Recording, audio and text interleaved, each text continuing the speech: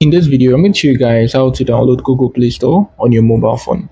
So it's going to be very weird for an Android device not to have Google Play on it. So definitely you should have it on it, but you would have to update it, which you need to move to your apps, on your settings, search for Google Play and then update it.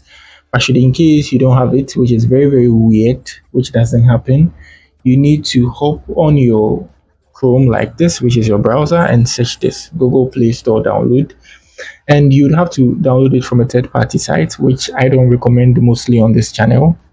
Yeah, because you can download something harmful to your device.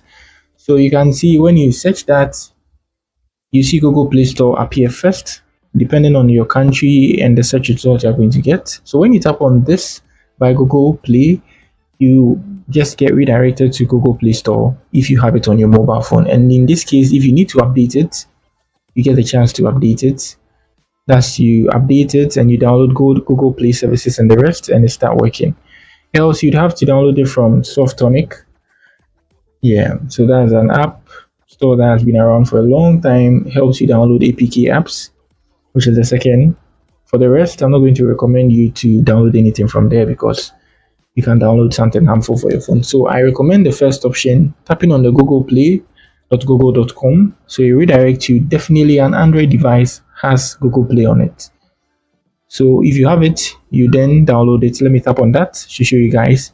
They redirect me here to my Google Play Store and I'll have to download it. If I don't have it there, that's when I download the APK and I'm good to go. That's on Softonic.